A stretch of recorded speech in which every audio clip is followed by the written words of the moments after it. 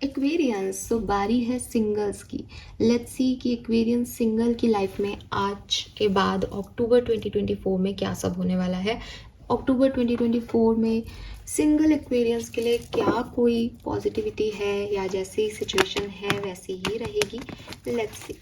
सो ये छोटी सी क्यूट सी प्यारी सी रीडिंग मैं आपके लिए कर रही हूँ सिंगल, होप कि आपसे रेजोनेट होगी।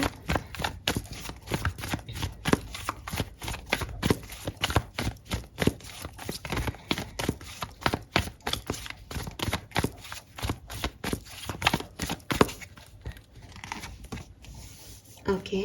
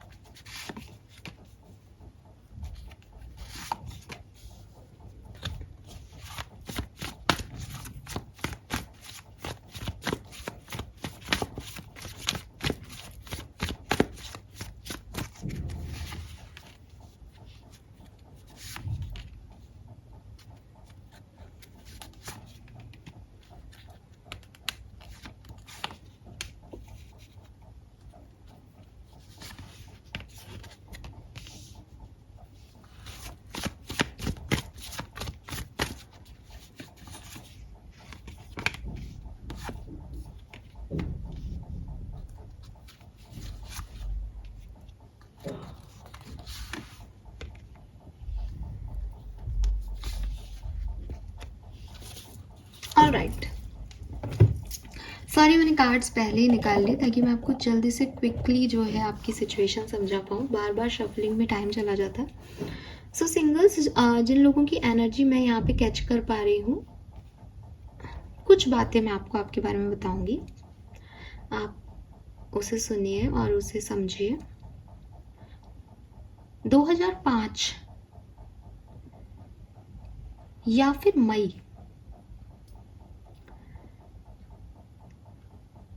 ये दो चीज़ें आपके लिए बहुत सिग्निफिकेंट हो सकती है। या तो मई का महीना या 2005 या 2003।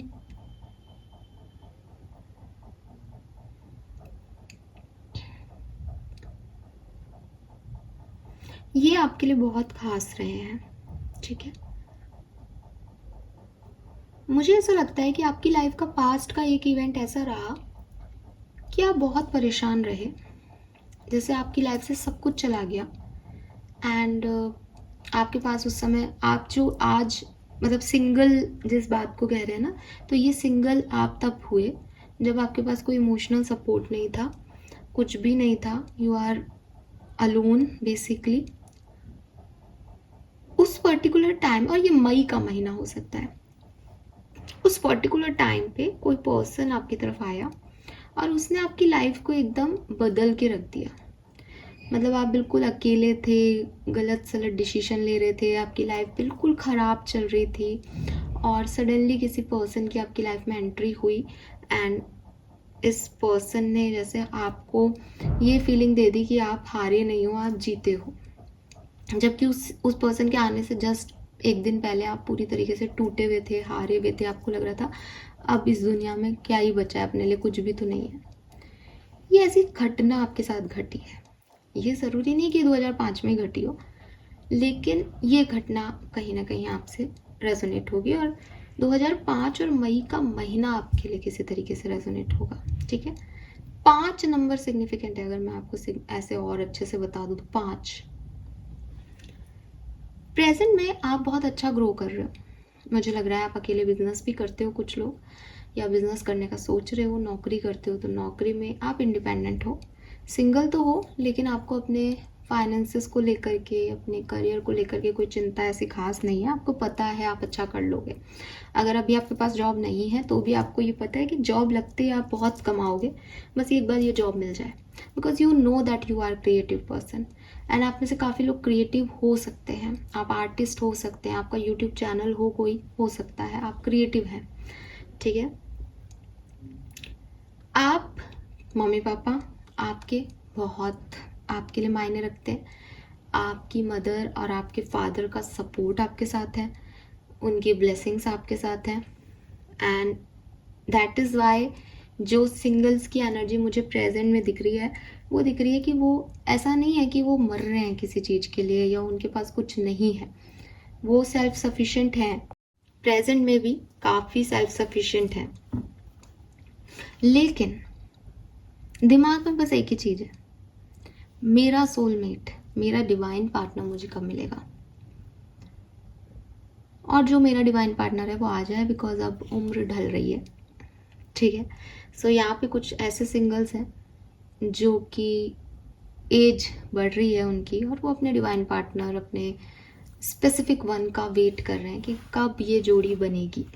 ठीक है, कि हम इंडिविजुअली तो बहुत अबंडेंट हैं, लेकिन कुछ मिंगल विंगल भी होंगे या नहीं, ये दिमाग में चलता रहता है। एंड डेफिनेटली अगर आपके मदर फादर नहीं है तो कोई कपल है जिसको देख करके आप ये सोचते हो कि ऐसा मेरा रिश्ता होना चाहिए, मुझे ऐसा घर चाहिए, मुझे ऐसी वाइब्स चाहिए। अक्टूबर 2024 में क्या होने वाला है? सिंगल्स, आपके लिए कोई रिश्ता आएगा।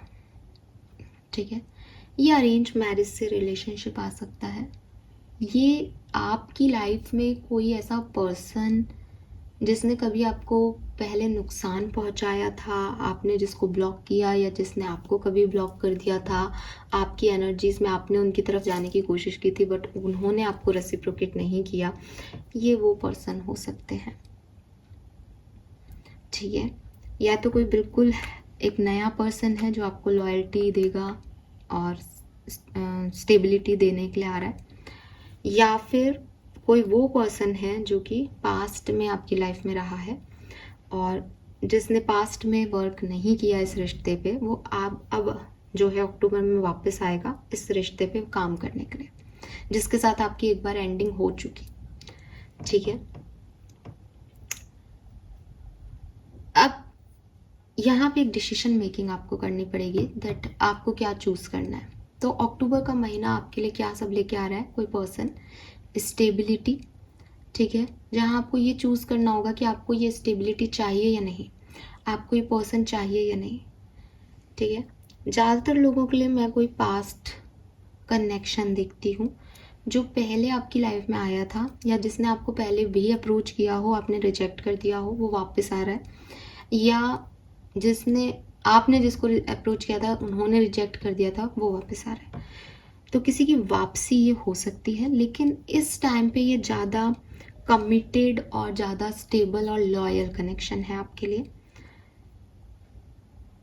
थोड़ा सा आपका हेडेक बढ़ने वाला है बिकॉज सामने वाला थोड़ा ऑब्सेस्ड दिख रहा है आपको लेकर के, तो आपको ऐसा लगे कि अब ये क्या है, अब इसको क्यों आना है, सब खत्म हो गया, अब क्या चाहता है या अब क्या चाहती है।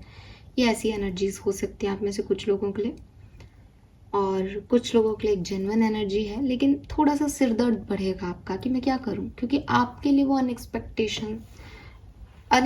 है, मतलब कि आप नहीं सोच रहे उस चीज़ को, वो हो रही है, तो थोड़ा सा हेडेक होगा एंड मैसेज आएगा आपको अक्टूबर के महीने में। तो अक्टूबर का महीना इसी सिचुएशन के डिसीजन मेकिंग का आपका रहेगा। ठीक है, लेट्स सी, यहाँ से भी मैं थोड़ा सा और देखती हूँ क्या सब होने वाला है। सिंगल्स, एक्सपीरियंस, सॉरो,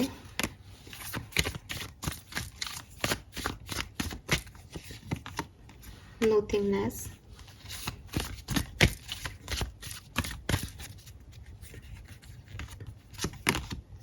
फ्लावरिंग,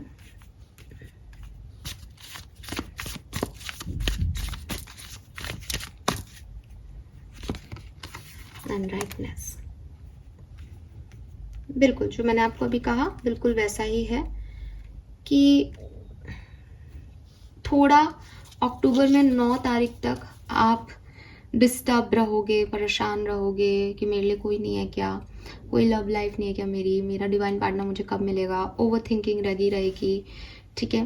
फिर सडनली आप बिल्कुल ब्लैंक हो जाओगे कि अगर कोई नहीं है तो कोई बात नहीं, मैं अपने अंदर काफ़ी हूँ, मैं अपने लिए बहुत हूँ, ठीक है। या हो सकता है कि आप इनिशिएटिव लो और अरेंज मैरिज के रिश्ते देखने लग जाओ कि क्या कोई है क्या नहीं है, एकदम न्यू स्टार्ट करो। नथिंगनेस इज लाइक कि पास सब कुछ खत्म, दोबारा से स्टार्ट हो रहा है।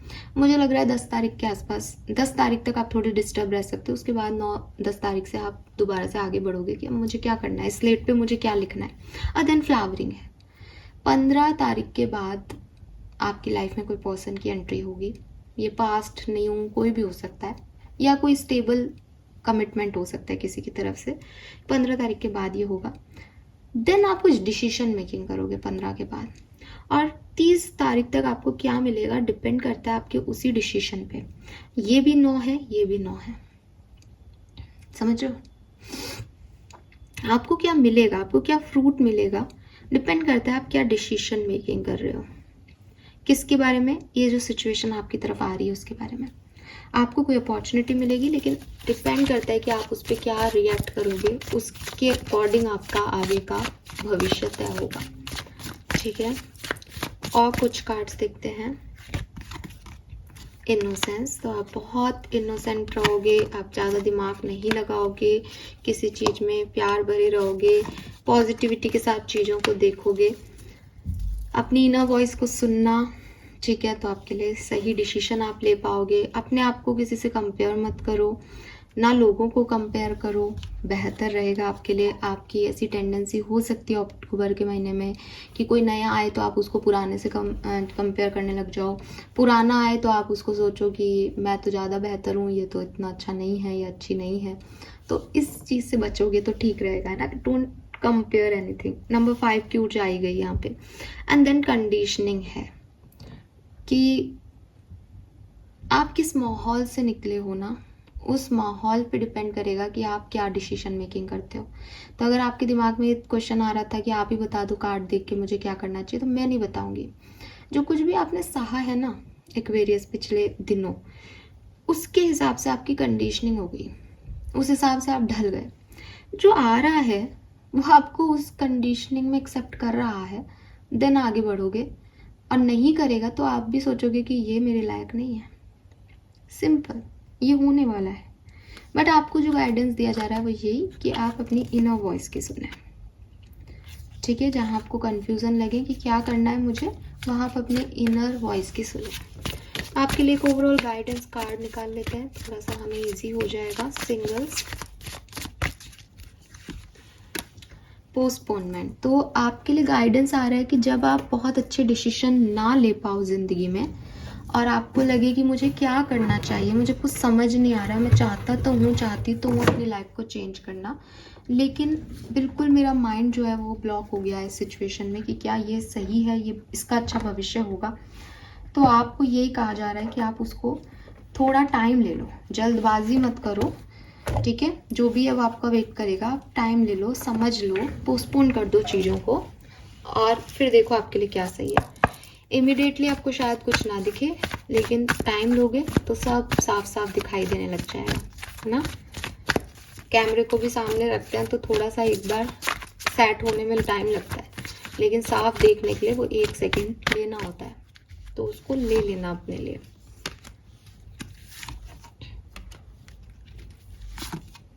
मिल्क एंड हनी अच्छे कार्ड हैं आपके लिए। आपका प्रेजेंट भी खुश हो, आप प्रेजेंट में भी खुश हो और भविष्य में भी खुश होगे। अभी आप सपने देख रहे हो, मैनिफेस्ट कर रहे हो, वो मैंने आपको कहा, आप चाह रहे हो कि कुछ आ जाए और मिल्क एंड हनी से वो आ भी जाएगा। मिल्क एंड हनी का कार्ड सिर्फ एक चीज़ कहता है, जो चीज़ आ रही है वो टेम्परेरी हो सकती है। डिपेंड करता है कि आप उसे कैसे इस्तेमाल करते हैं, उस अपॉर्चुनिटी को कैसे यूटिलाइज करते हैं, उस पर डिपेंड करता है कि उसकी लंबाई कितनी रहेगी आपकी लाइफ में, उसकी स्टेबिलिटी कितनी रहेगी।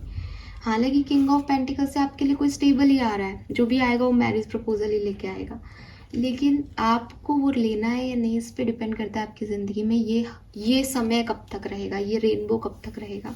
लेकिन अक्टूबर में आपको कोई ना कोई खुशखबरी ज़रूर मिलेगी, इतना क्लियर है, ठीक है। यस, और 15 तारीख के बाद मिलेगी। This is all for you. Hope ये रीडिंग आपसे रेजोनेट हो। प्लीज़ मुझे अभी नहीं कुछ भी बताइएगा, 30 अक्टूबर के बाद आके ज़रूर बताइएगा कि क्या ये रीडिंग आपसे रेजोनेट हुई या नहीं। मैं वेट करूँगी आपके फीडबैक का। Thank you so much. Bye bye.